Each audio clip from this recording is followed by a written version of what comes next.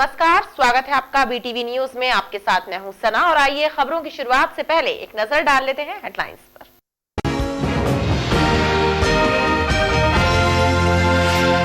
ज्ञान Ganga is truly an international school. ज्ञान Ganga international school, bypass चौराहा नियर धनवंतरी नगर, जबलपुर।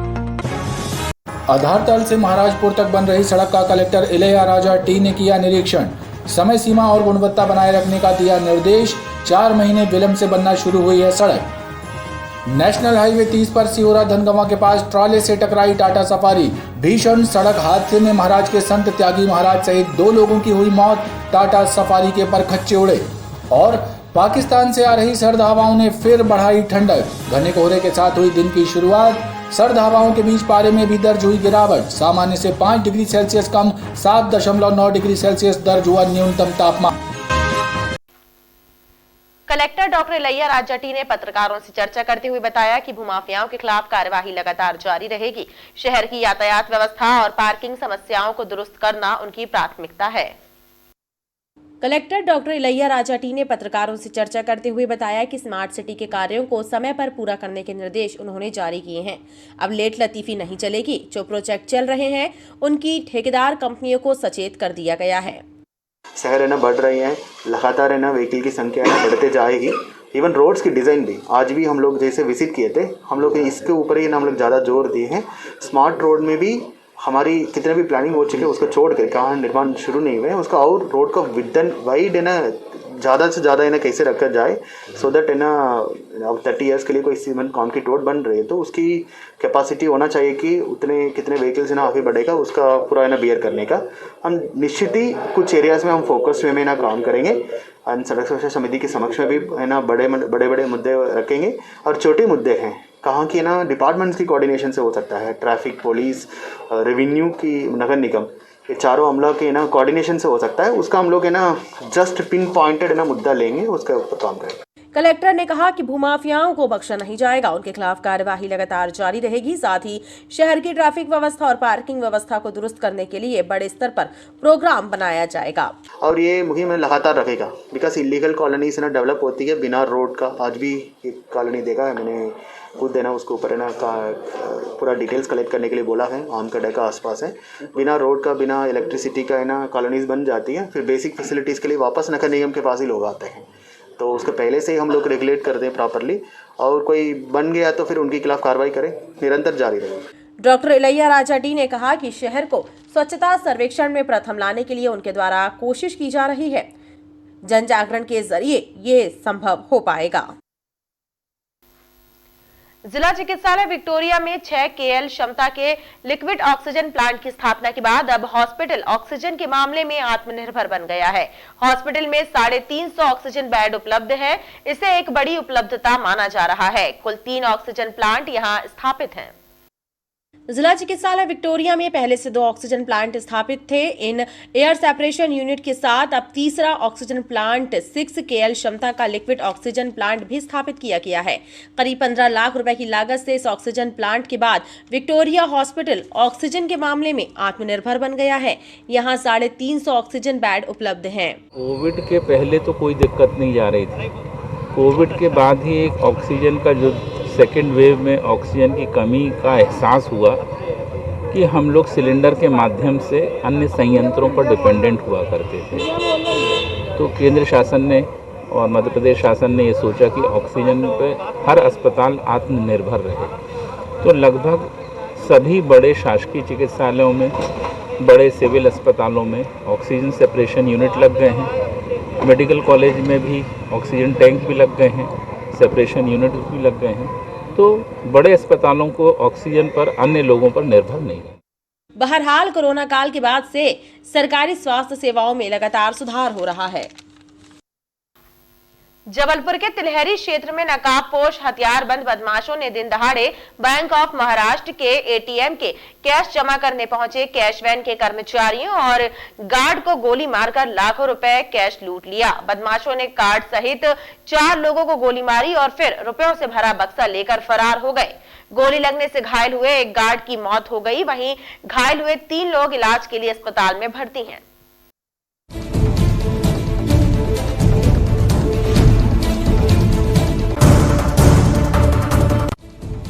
गोरा बाजार के तिलहरी क्षेत्र में गुरुवार के दोपहर नकाबपोश हथियारबंद बदमाशों ने दिन दहाड़े बैंक ऑफ महाराष्ट्र में लूट की बड़ी और सनसनीखेज वारदात को अंजाम दिया। दो बदमाशों ने दोपहर करीब 2:45 बजे के आसपास तिलहरी बैंक ऑफ महाराष्ट्र परिसर में स्थित बैंक एटीएम में कैश डालने पहुंची कैश वैन के कर्मचारियों और गार्ड को गोली मारकर कैश से भरा बक्सा लूट लिया और फरार हो गए।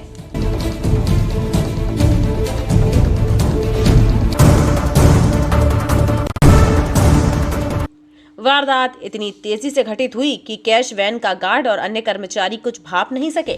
बदमाशों ने दनादन फायर करते हुए 4 लोगों को गोली मारी और रुपयों से भरा बक्सा लेकर भाग गए। वारदात की जानकारी मिलने के बाद पुलिस के आला अधिकारी और पुलिसकर्मी मौके पर पहुंच गए। पुलिस ने एटीएम कैश वैन से ही 4 घायलों राज बहादुर सिंह, श्रेयांश ताम्रकार, ड्राइवर अभिलाष यादव और गार्ड राज बहादुर पटेल को इलाज के लिए अस्पताल भेजा, लेकिन घटना में घायल राज बहादुर पटेल की मौत हो गई। ये पूरी वारदात बैंक परिसर में लगे सीसीटीवी कैमरों में भी कैद हुई है, जिसमें बदमाश गोली मारते और कैश से भरा बॉक्स लेकर भागते नजर आ रहे हैं।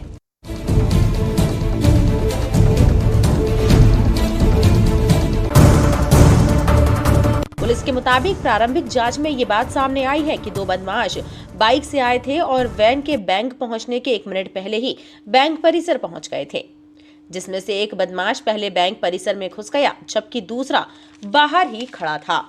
अंदर आए बदमाश ने कैश बॉक्स को लेकर आ रहे गार्ड और दूसरे गार्ड को गोली मारी। इसके बाद बाहर खड़े बदमाश ने वैन में बैठे गार्ड और ड्राइवर को गोली मारी और फिर दोनों बाइक से भाग खड़े हुए। पुलिस का मानना है कि बदमाशों ने पहले से ही वारदात की योजना बना रखी थी और रैकी करके वारदात को अंजाम दिया। हालांकि घटना के बाद पुलिस बदमाशों द्वारा लूटे गए कैश बॉक्स में कितनी रकम थी उसका पता लगाने में जुटी रही। छानबीन में ये बात सामने आई कि लूटे गए कैश बॉक्स में 6 लाख रुपए थे। इसमें राज बहादुर सिंह, श्रेयांश ताम्रकार और अभिलाष यादव ये 3 घायल हुए हैं। राज बहादुर पटेल जो आम गार्ड थे, इनकी डेथ हुई है। इस वारदात के बाद पुलिस ने बैंक के अधिकारियों कर्मचारियों से जहां पूछताछ की तो वहीं अस्पताल पहुंचकर घायलों से भी घटना की पूरी जानकारी हासिल की। लगभग कितना रहा होगा? इसमें लगा होगा सर 40 लाख के ऊपर रहा होगा। आप क्या काम करते हैं? आप कैशियर हैं? हाँ, एटीएम में लोडिंग। एटीएम में लोडिंग कैश लोड। कितने बजे की बात अभी है? अभी यहाँ इससे 15-20 मिनट पहले, या 1 घंटा। पुलिस की एफएसएल टीम ने घटनास्थल की जांच भी की है। पुलिस को बदमाशों द्वारा की गई फायरिंग के बाद घटनास्थल से गोली के खाली खोखे बरामद हुए हैं। पुलिस ने बदमाशों का पता लगाने आसपास के क्षेत्रों में पड़ताल शुरू कर दी है। इस घटना से पूरे इलाके में दहशत का माहौल भी निर्मित है। विलंब से स्कूल खोलना और जल्दी बंद कर देना अब महंगा पड़ सकता है। जिला शिक्षा अधिकारी घनश्याम सोनी ने सभी बीईओ, बीआरसी एवं संकुल प्राचार्यों को निर्देश दिए हैं कि निरीक्षण कर गड़बड़ी करने वालों को नोटिस जारी करें। जिला शिक्षा अधिकारी कार्यालय में एक बैठक का आयोजन हुआ, जिसमें डीईओ घनश्याम सोनी ने सभी बीईओ, बीआरसी एवं संकुल प्राचार्यों को निर्देश दिए हैं कि स्कूलों के समय पर खुलने और बंद होने पर ध्यान दिया जाए, क्योंकि ग्रामीण इलाकों में स्कूल निर्धारित समय के बाद खुल रहे हैं और जल्द ही बंद कर दिए जा रहे हैं। लिहाजा सतत निरीक्षण कर कार्यवाही करें। जिले के अधिकारियों के द्वारा जब मॉनिटरिंग में देखा गया है कि 10 बजे स्कूल नहीं खुल रहे हैं और 4:30 बजे का जो समय है शाम का, उस समय से भी पहले जो है पूर्व स्कूल बंद होते हुए देखे गए हैं।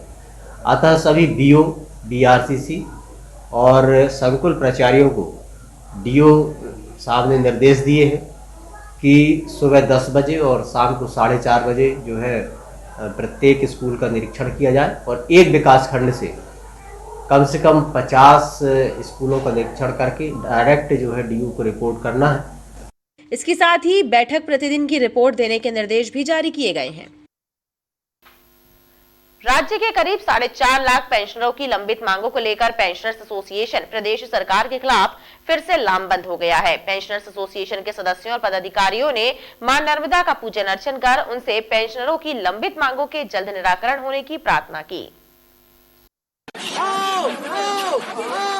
नर्मदा मैया की जय, नर्मदा महंगाई से राहत, चिकित्सा सुविधा, छठवें पेयजल कमीशन की अवशेष राशि, 7वें वेतनमान का भुगतान सहित राज्य की करीब 4.5 लाख पेंशनरों की लंबित मांगों का निराकरण न होने से पेंशनर्स एसोसिएशन के कार्यकर्ता और पदाधिकारियों में रोष व्याप्त है। पेंशनर्स एसोसिएशन के पदाधिकारियों और कार्यकर्ताओं ने मां नर्मदा तट ग्वारी घाट में मां नर्मदा का पूजन किया और उनसे पेंशनरों की समस्या के निराकरण की प्रार्थना की। और पेंशनर्स एसोसिएशन के पदाधिकारियों ने कहा कि पेंशनर्स एसोसिएशन राज्य के पेंशनरों की लंबित मांगों को लेकर जल्द ही आंदोलन की शुरुआत करेंगे और विधायकों को मुख्यमंत्री के नाम पेंशनरों की लंबित मांगों का ज्ञापन भी सौंपा जाएगा।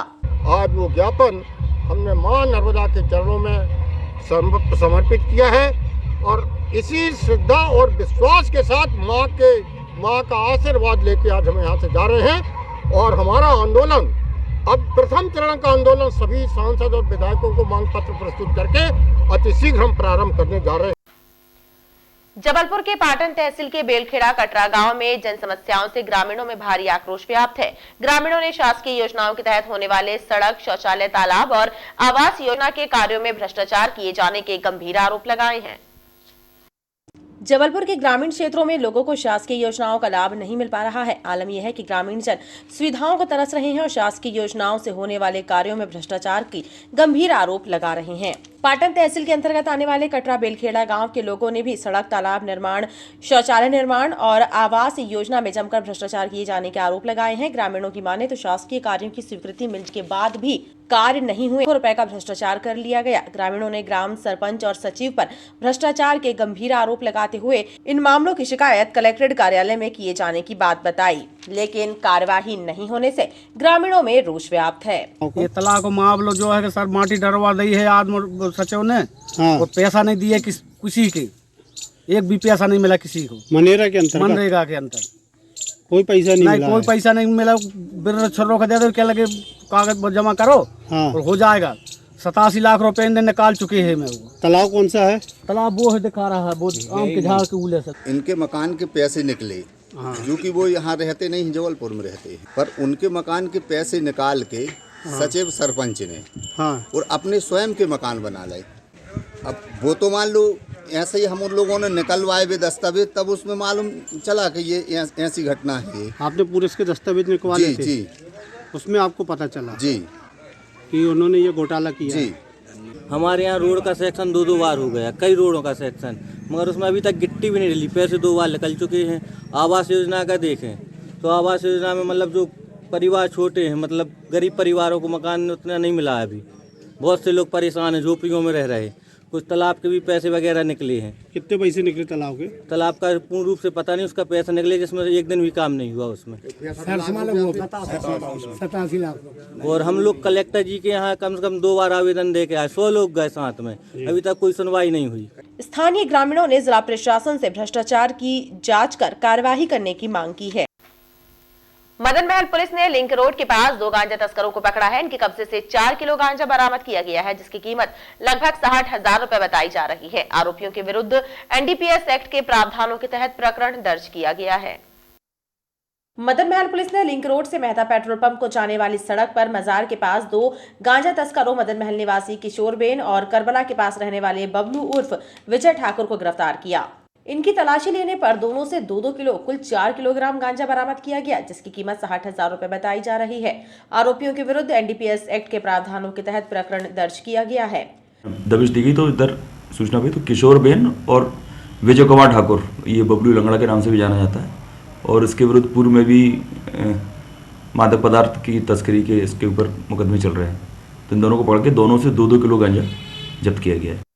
पुलिस की माने तो आरोपी पूर्व में भी मादक पदार्थ की तस्करी के मामले में गिरफ्तार किए जा चुके हैं। इनसे गांजे की खरीद फरोख्त और तस्करी के संबंध में और भी जानकारी जुटाई गई है।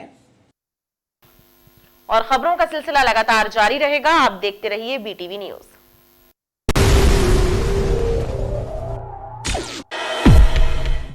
4 माह विलंब से बनना प्रारंभ हुई आधारताल महाराजपुर सड़क का निरीक्षण कलेक्टर इलैयाराजा टी द्वारा किया गया। इस दौरान उन्होंने समय सीमा और गुणवत्ता बनाए रखने के निर्देश दिए।